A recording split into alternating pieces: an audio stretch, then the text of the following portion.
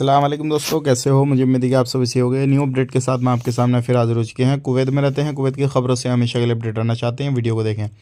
Important जानकारी मिलेगी, 2-3 बड़ी खबरें हैं जो कि आपके लिए ज़रूरी हैं। चैनल को पहली बार देख रहे हैं, सब्सक्राइब करें और बेल आइकन ज़रूर प्रेस कर दें। सबसे पहली खबर की तरफ बढ़ते हैं।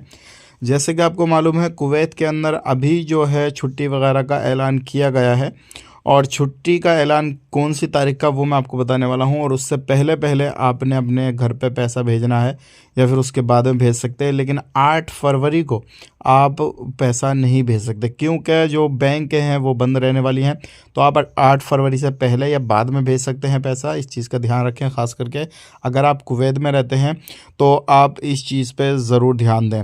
अब बात कर लेते हैं, यहाँ पे बहुत सारे लोग ऑनलाइन भेजने की कोशिश करेंगे, तो ऑनलाइन आप कभी भी कैसे भी किसी टाइम भेज सकते हैं, कोई मसला नहीं है। लेकिन अगर आप बैंक में जाएंगे तो बैंक 8 फरवरी को बंद रहेंगे। दूसरी खबर की तरफ बढ़ते हैं। दूसरी खबर आ रही है निकल के एयरलाइंस के हवाले से। जो कुवैत के अंदर इंटरनेशनल एयरपोर्ट है, अभी जो है कुवैत इंटरनेशनल एयरपोर्ट पे लगभग 46 एयरलाइंस कंपनियां जो हैं वो काम कर रही हैं। लेकिन जैसे ही गर्मी शुरू होगी तो गर्मी में जो है लगभग 48 एयरलाइंस कंपनियां जो फ़्लाइट हैं वो काम करेंगी। मतलब 48 कंपनियों की फ़्लाइटें जो काम करेंगी, लोगों की आवाजाही और भी ज़्यादा बढ़ेगी और लोगों को किसी भी तरीके से ज़्यादा इंतज़ार, ज़्यादा वेट नहीं करना पड़ेगा। प्राइस वगैरह जो है, जब ज़्यादा एयरलाइंस चलेंगी तो प्राइस भी जो है वो टिकट के वो कम रहेंगे। तो अगर आप कुवैत में रहते हैं तो ये खबर आपके लिए बेहतर है।